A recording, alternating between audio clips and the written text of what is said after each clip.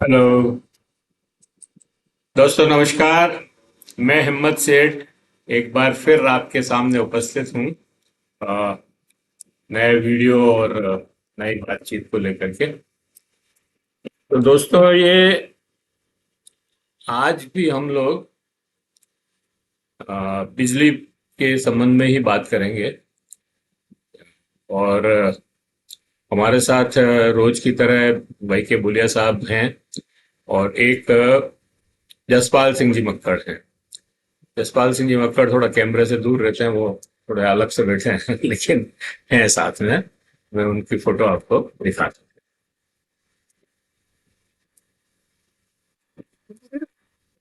इधर आ जाओ। ये है।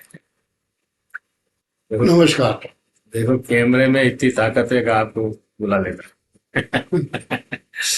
तो दोस्तों, ये आज जो है बिजली की कुछ नई पॉलिसीज आई है, जो डिस्कॉम वालों ने लागू की है या उद्योगों इनके की जो हैं उद्योगों के लिए खास तौर से, उसके ऊपर बात करेंगे।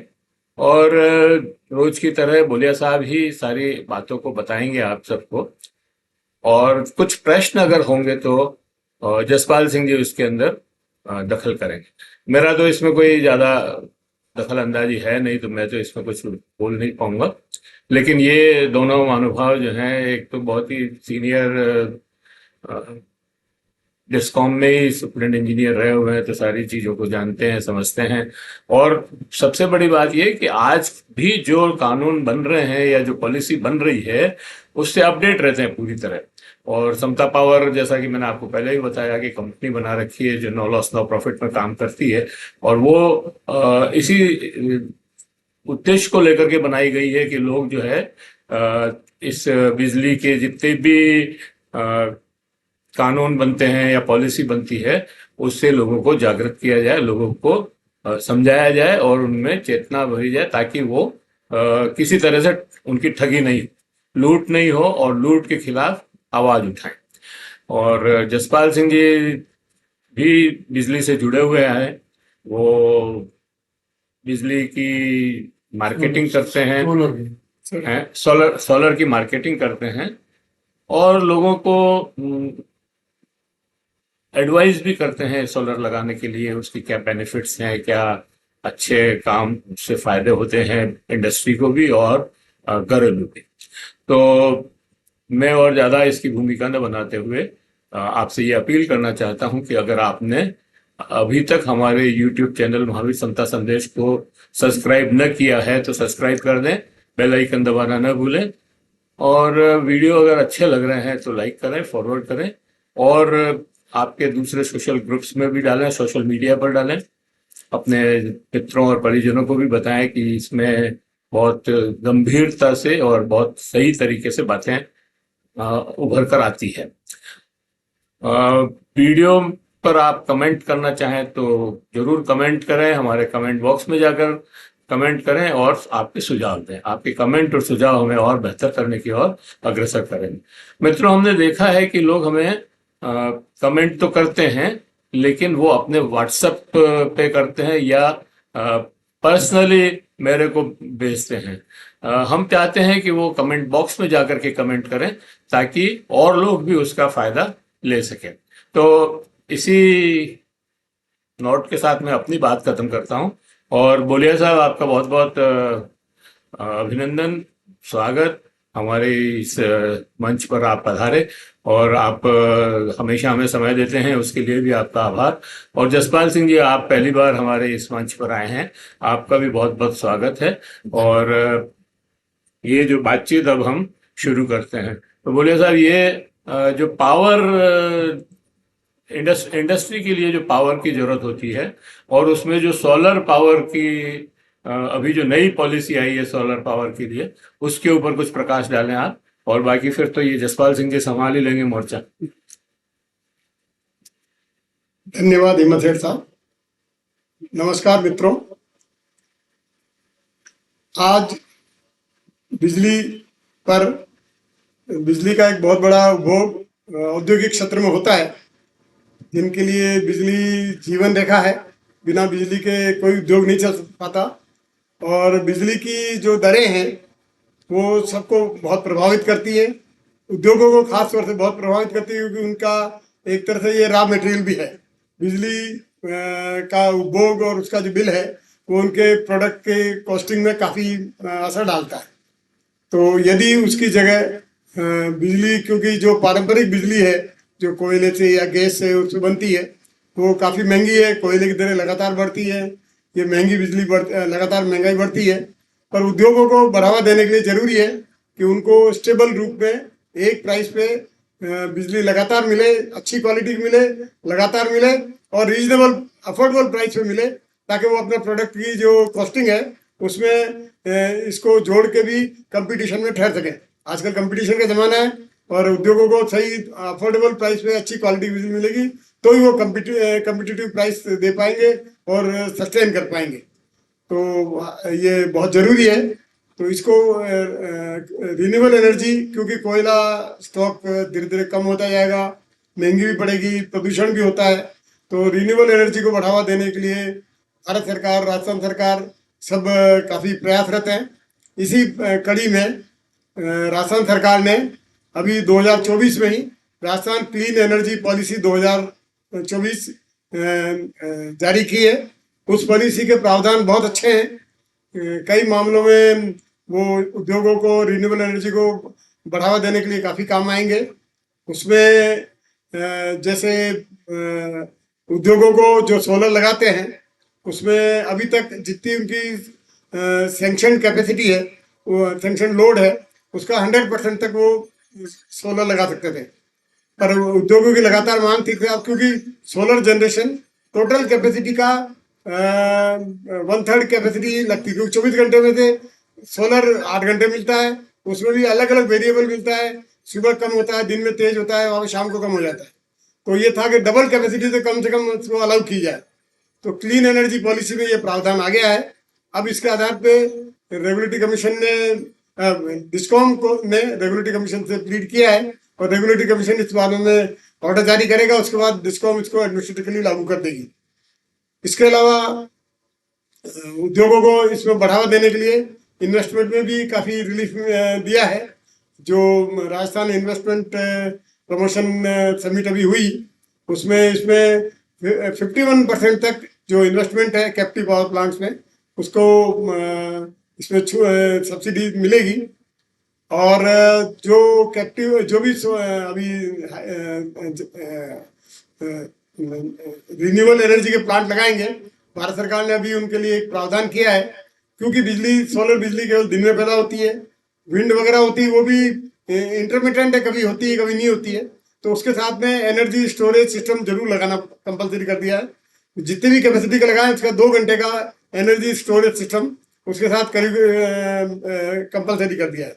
तब जो भी बिजली बनेगी वो उसके यहाँ जो एनर्जी स्टोरेज सिस्टम है, मोस्टली तो बैटरी के थ्रू ही है। कई जगह वो पंप, जहाँ पानी है वहाँ पंप स्टोरेज के रूप में भी है। अब नया हाइड्रोजन जनरेशन सिस्टम आ रहा है, उसमें भी स्टोरेज हो सकता है। तो ये एक स्टोरेज सिस्टम भी आएगा।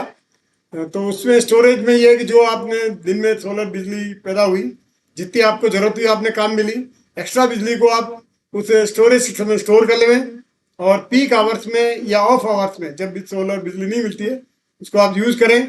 और गवर्नमेंट ने मैंडेटरी इसलिए किया है कि जो पीक आवर्स है शाम के 6-7 बजे बाद, रात को 11 बजे तक, और सुबह के आवर्स में जब जनरेशन सोलर नहीं होता है पर डिमांड पीक पे होती है, सबसे ज़्यादा डिमांड होती है, उस समय उस स्टोरेज वाली बिजली को डिस्कॉम आपसे खरीदेगी और उसको उस पीक का डिमांड को उसको संभालने में वो काम आएगी। उसका आपको एनर्जी जो भी अकाउंटिंग है उसमें बेनिफिट भी मिलेगा। इसी तरह जो इंडस्ट्रीज में पहले अपने यहाँ जो भी इंडस्ट्रीज में सोलर प्लांट लगाते थे उनको पहले एक्स्ट्रा एक्सपोर्ट का बेनिफिट मिलता था जिसकी जनरेशन है, क्योंकि कई इंडस्ट्रीज कई बार बंद रहती हैं, किसी कारण से जनरेशन होता है पर उनका प्रोडक्शन नहीं हो तो बिजली तो पैदा होती है।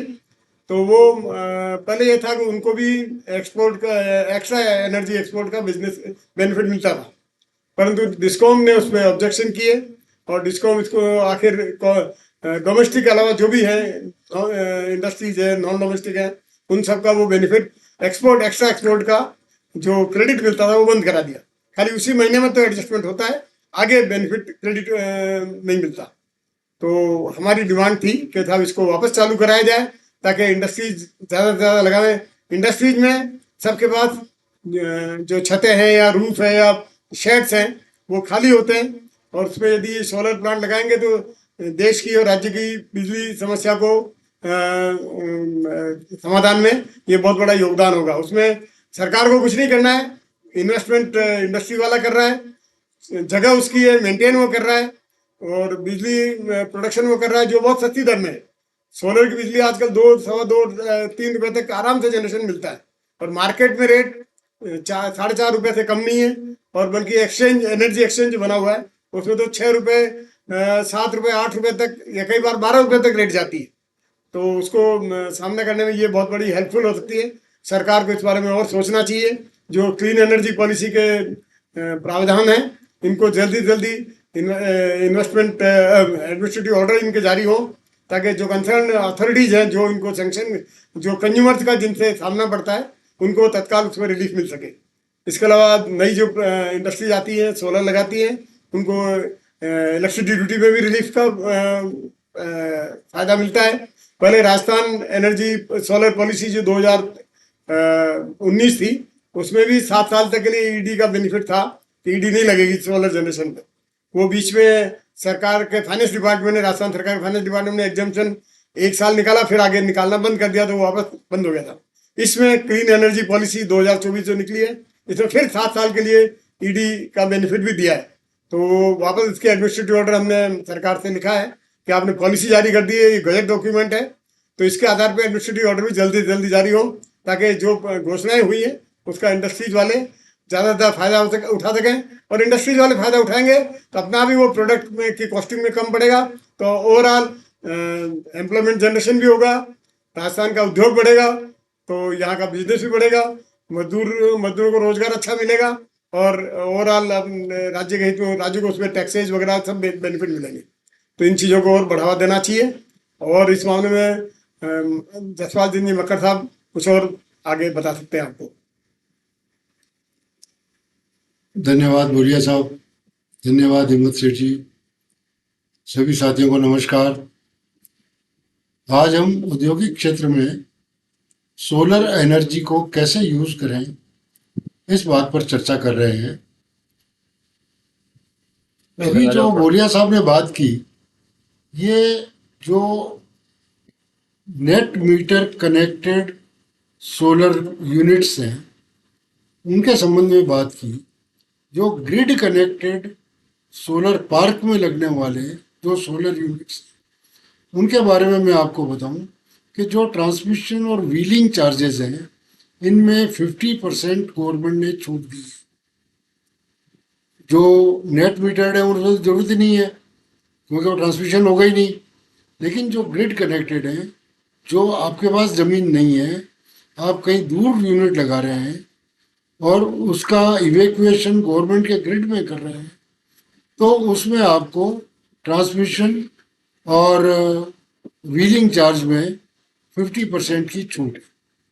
इस तरह के यूनिट आप किसी भी इस्टेब्लिश्ड सोलर पार्क में लगा सकते हैं, क्योंकि सोलर पार्क में कॉमन इवैक्यूएशन फैसिलिटी होती है। सोलर पार्क में जितने यूनिट्स लगते हैं उनका common operation and maintenance facility वहाँ पर होती है, तो उसकी तरफ आपको देखने की जरूरत नहीं पड़ती। आपने लगा दिया, बात खत्म। उस पर आपको जो रिप्स में सब्सिडी मिलती है, वो जो आपका इन्वेस्टमेंट है उसके 51% पर सब्सिडी मिलेगी। जितनी सब्सिडी बनती है, जो उनका स्लैब है, उस पर आपको सब्सिडी मिलेगी। दूसरा, अभी रिप्स में ये भी वैसे डिमांड हुई थी, चर्चा हुई थी कि जो 50% एडिशनल जो ट्रांसमिशन और व्हीलिंग लग रहा है, 50% तो छूट दे दी, 50% जो लग रहा है उसको रिप्स में छूट दी जाए। उसको गवर्नमेंट ने एक्सेप्ट किया है। अगर ये ऑर्डर और आ जाता है तो आपको 100% छूट हो जाती है व्हीलिंग में और ट्रांसमिशन। केवल जो ट्रांसमिशन व्हीलिंग के लॉसेस है, केवल ट्रांसमिशन व्हीलिंग के जो लॉसेस है वो आपको बियर करने पड़ेंगे, बाकी आपको पूरी छूट मिल जाती है। बैंकिंग फैसिलिटी अभी आपको बोलिया साहब ने बताया कि 2 घंटे का अगर स्टोरेज सिस्टम आप लगाते हैं तो आपको बैंकिंग फैसिलिटी मिल जाती है। जो दिन में आपने बिजली बनाई, आपको रात को यूज़ करनी है, आप रात को यूज़ कर सकते हैं। आपको ऑफ टाइम में यूज़ करनी है, आप उसको यूज़ कर सकते हैं। तो बैंकिंग फैसिलिटी बहुत बड़ी फैसिलिटी है जो कि सोलर सिस्टम में, क्योंकि सोलर सिस्टम सिर्फ दिन में ही बिजली बनाता है। सन टाइम में, जब सूरज का टाइम है, सूर्योदय से सूर्यास्त तक, शुरू में कम, अंत में फिर कम, और जब पीक में जब सूरज होता है तब आपको पूरी बिजली मिलती है। तो ये इसका पूरा सिस्टम है, तो ये बहुत बेनिफिशियल है। हमारा कैलकुलेशन ये है, अगर आप सोलर यूनिट लगाते हैं तो कम से कम 2 रुपया पर यूनिट आपको बचत होती है अगर आप 11 केवी पर हैं। अगर आप 33 केवी पर हैं तो आपको ये बचत 2.5 से 3 रुपये तक हो सकती है। ये एक एडिशनल बेनिफिट की बात है। क्या लोग ये पूछते हैं कि हमको बेनिफिट कितना है, तो जो गवर्नमेंट का अभी टैरिफ आ रहा है, सभी खर्चे जोड़कर, उस टैरिफ में आपको 2 रुपया प्रति यूनिट की बचत होती है। ये कम से कम है। अधिक से अधिक आपके जिस केवी पर आपका कनेक्शन है, 11 केवी पर या 33 केवी पर या 66 पर या 132 पर, या सीमेंट फैक्ट्री सब 132 पर है, तो उस हिसाब से उनके बेनिफिट्स हैं। तो आज आपको इतनी बात ही कहना चाहता हूँ मैं। मेरी उम्मीद है आपको सब बात समझ में आई होगी। धन्यवाद। दोस्तों, आज इंडस्ट्री के लिए या उद्योगों के लिए जो बिजली की ज़रूरत है और जिस तरह से उसमें उसका लाभ लिया जा सकता है सोलर पावर का, अपने यहाँ तो कम है, लेकिन विंड पावर भी जैसलमेर, बाड़मेर वगैरह में जहाँ बहुत हवा चलती है, या जो कोस्टल एरियाज हैं दूसरी जगह गुजरात में और महाराष्ट्र वगैरह में, वहाँ पर बहुत तेज हवा चलती है, तो विंड से भी बिजली बनाई जा सकती है और बनाई जा रही है। हमारे यहाँ अभी तक वो इतनी नहीं है। कहीं पहाड़ों पर एक आध जगह कहीं देखी थी मैंने, यहाँ पे भी छोटा मोटा प्लांट, लेकिन अब सौर ऊर्जा तो बहुत बनने लगी है और घरों घरों में बनने लगी है, तो आप सब भी इसका फायदा ले सकते हैं। और ये वास्तव में फायदेमंद चीज है। आप जो प्लांट लगाएंगे, मान लो घर में भी लगाते हैं, तो 3-4 साल में आपका पैसे वसूल हो जाते हैं। जो आज जितना आप बिल भरते हैं उसके हिसाब से वो बिल जो है, मतलब वो 1-1.5 लाख रुपए जो भी खर्च करना पड़ता है, 1 लाख रुपए करीब खर्च करना पड़ता है, बाकी तो सब्सिडी मिल जाती है, तो वो आपको 4-5 साल में, 4 साल में, और 25 साल कम से कम भी इसकी लाइफ होती है, कुछ नहीं बिगड़ता है इसमें। तो ये एक बेनिफिट वाली चीज है। और दूसरी बात ये कि हम अपनी बिजली खुद बना रहे हैं, एक ही गौरव की बात है, तो हमको बनानी ही चाहिए कि हम, और एक सरकार को योगदान भी है, मतलब हम बिजली बनाते हैं, कम खर्च करते हैं, और जो बचती है वो ग्रिड में देते हैं, तो हम एक तरह से विकास में भी योगदान दे रहे हैं बिजली के माध्यम से। तो ये सब चीजें हैं। तो इसी पॉइंट पे मैं इस वीडियो को समाप्त करता हूं, और आशा करता हूं कि आपको ये वीडियो पसंद आया होगा। पसंद आया हो तो आप इसको फॉरवर्ड करें, लाइक करें, और दूसरे सोशल ग्रुप्स में भी डालें। उद्योगपति, अपने दूसरे उद्योगपति दोस्तों को भी बता सकते हैं कि भाई ये इसमें अच्छी बातें हैं जो हमारे पक्ष की है। और अगर आपने अभी तक भी महावीर समता संदेश को सब्सक्राइब न किया है तो सब्सक्राइब कर लें, बेल आइकन दबाना न भूलें।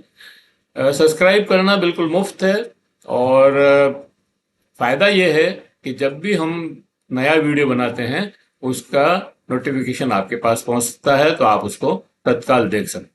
धन्यवाद। मिलते हैं फिर एक अलग और वीडियो पे।